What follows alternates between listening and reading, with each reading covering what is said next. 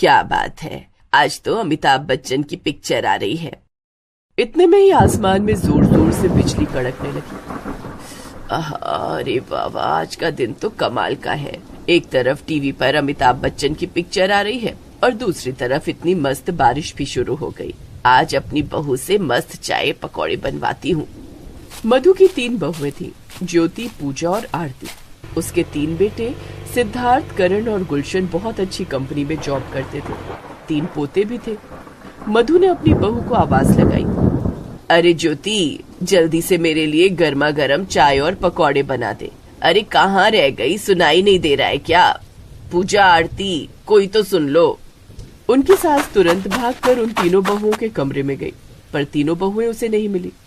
अभी तक तो ये तीनों बहुएं इसी घर में थी, ये तीनों आखिर गई तो गई कहाँ? तभी अचानक किसी एक बहू के जोर से चीखने की आवाज आई। ये तो आरती की आवाज है। आवाज छत से आ रही है, जाकर देखती हूँ क्या हुआ है।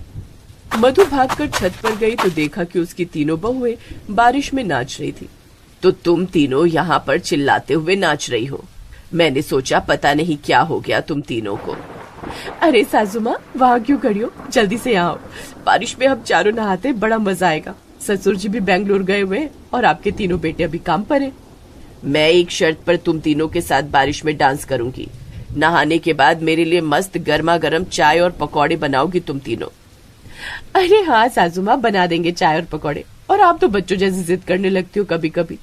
देखो आसमान कितना काला है, आसमान में बिजली कड़क रही है। इतनी तेज बारिश बहुत दिनों बाद हुई है अपने मोहल्ले में। तो इस तरह वो सब घंटों तक छत पर नहाते रहे। जब वक्त काफी ज्यादा हो गया और बारिश भी बंद नहीं हुई, तभी अचानक आरती ने कहा, अरे पूजा, ज्योति, हम लोग कितनी देर से नहा रहे हैं, शाम होने वाली है, हमारे पति भी आते होंगे। चलो जल्दी से चलकर कपड़े बदल लेते हैं। वो सब नीचे आ गए और कपड़े बदले।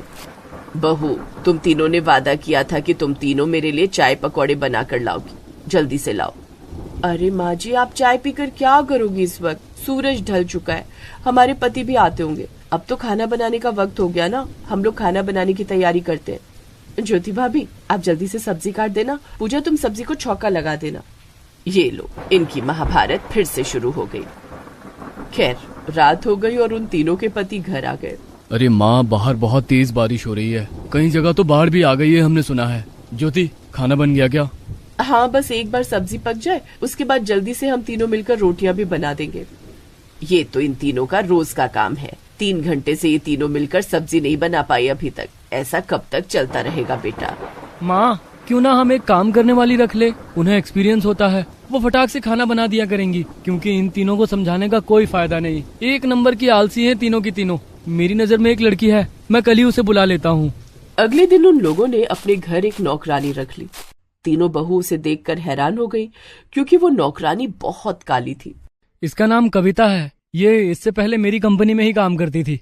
कविता, तुम जल्दी से अपनी पसंद का कोई खाना बना दो, हम तीनों को काम पर निकलना है।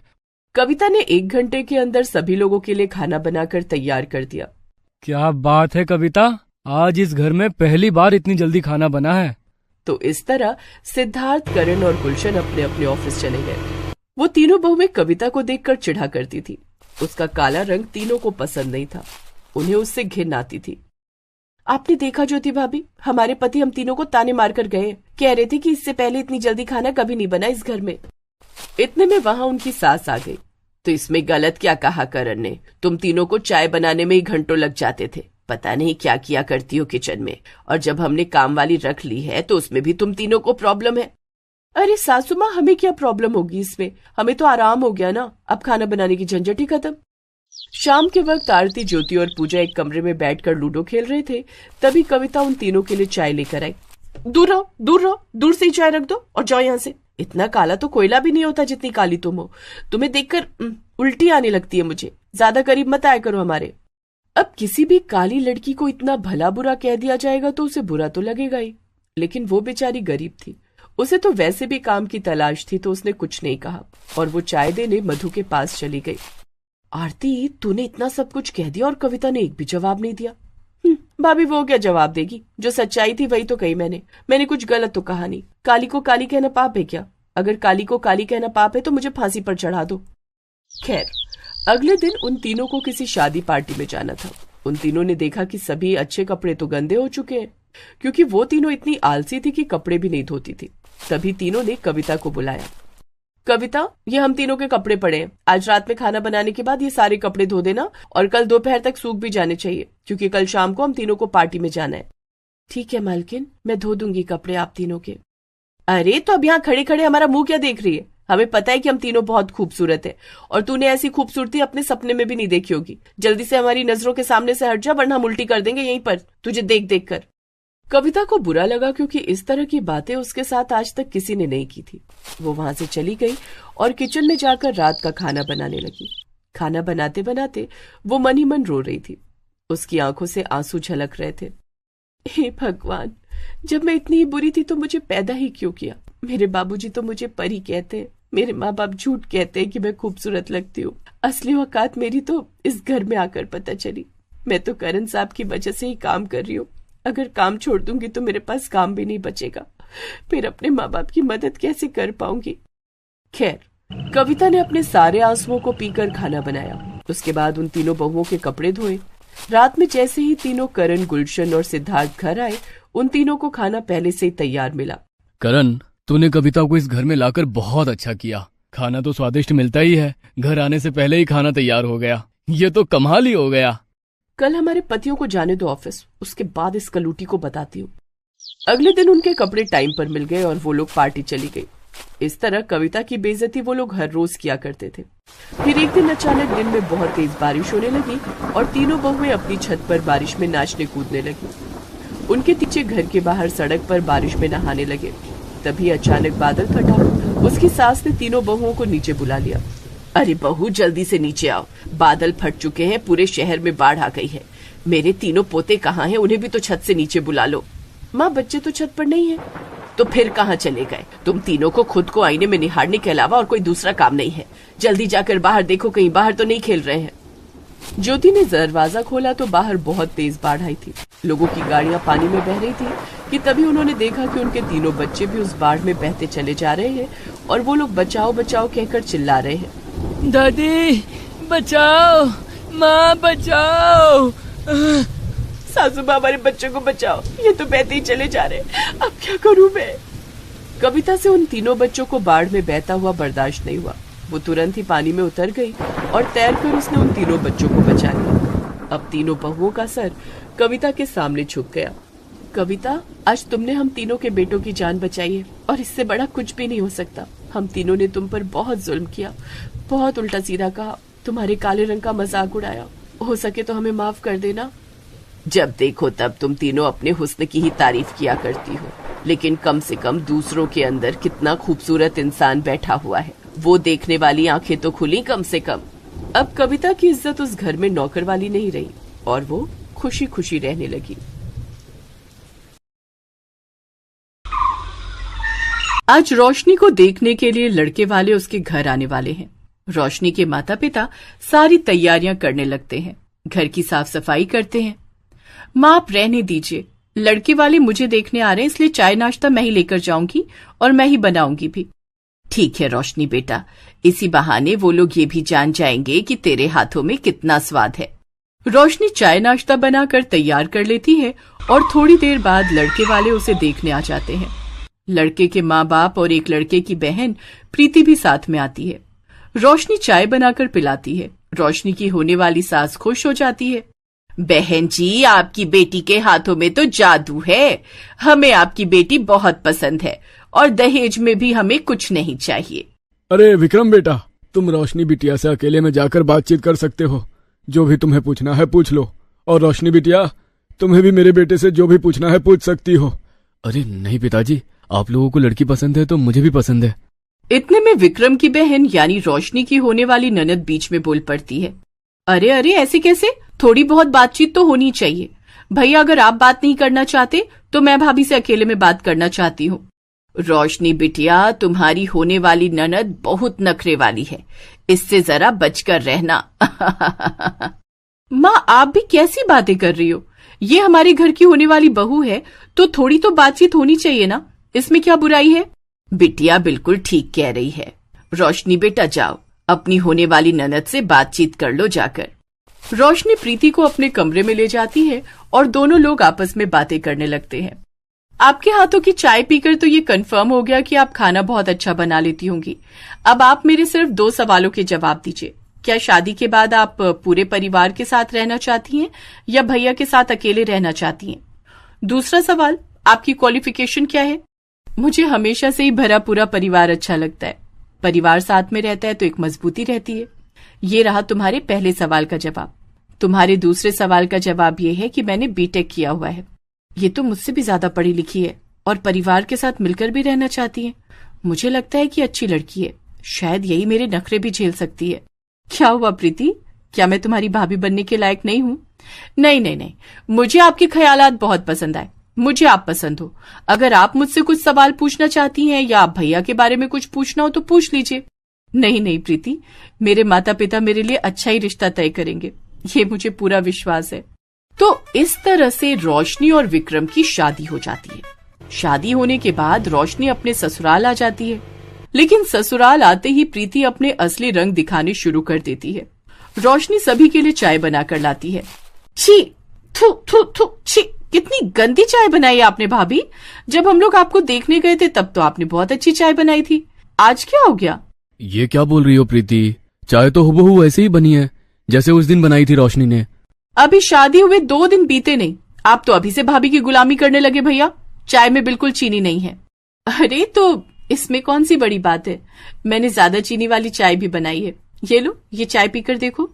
प्रीति दूसरा कप चाय पीने लगती है, लेकिन इस बार उसमें चीनी ज्यादा है। ये क्या, गुस्से में आपने ज्यादा चीनी डाल दी भाभी। रोशनी मुस्कुराते हुए उठकर किचन में जाती है और एक प्लेट में 20 कप चाय लेकर आ जाती है। ये लो हमारी प्यारी ननद प्रीति जी, इसमें 20 तरह की अलग अलग टाइप की चाय है। इनमें से जो भी तुम्हें पसंद हो पी लो। अगर इनमें से भी ना पसंद आए तो मैं सैकड़ों तरीकों की चाय बना लेती हूँ। ये क्या, भाभी तो मुझसे भी 4 कदम आगे निकली।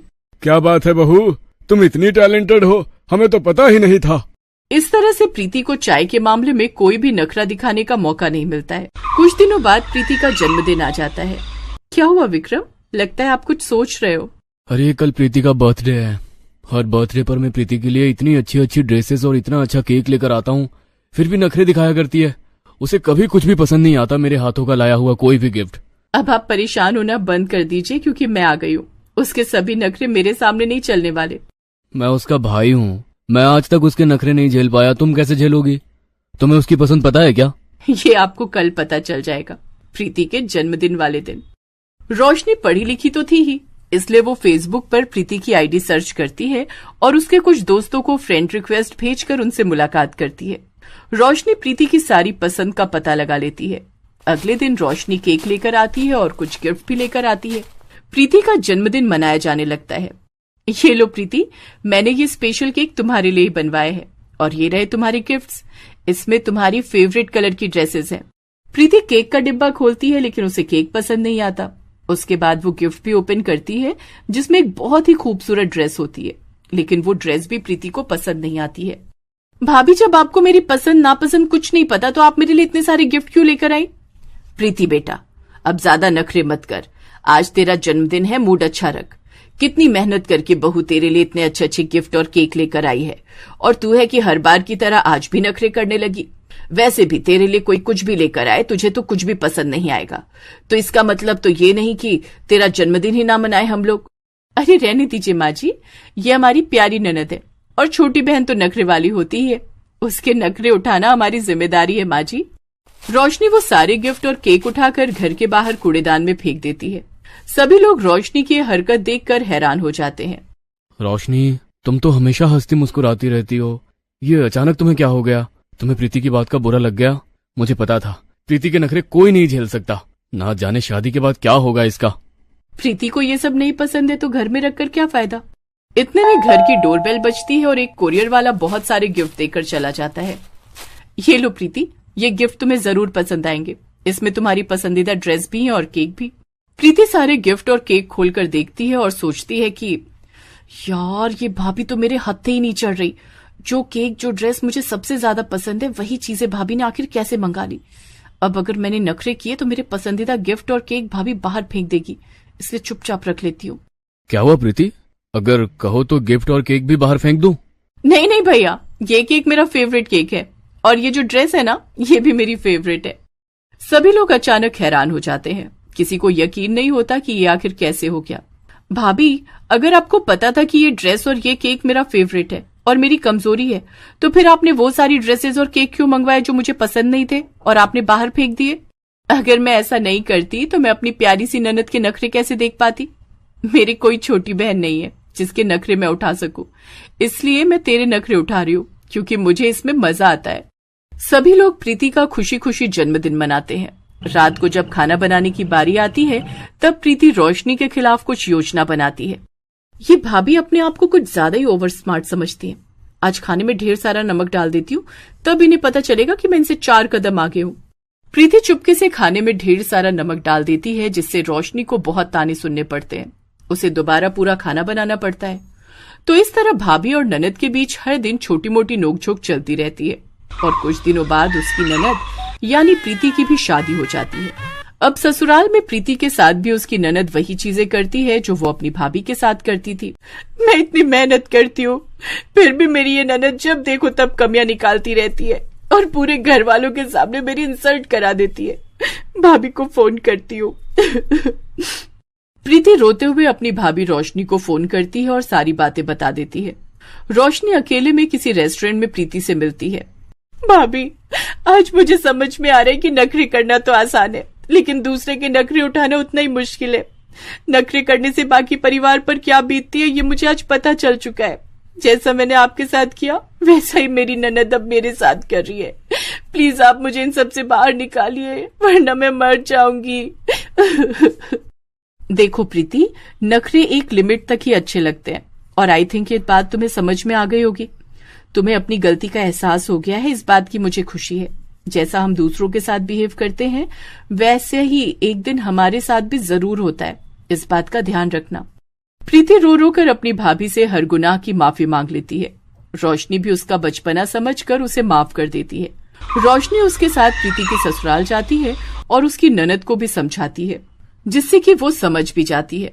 उसके बाद सब कुछ ठीक हो जाता है और वो लोग खुशी खुशी रहने लगते हैं।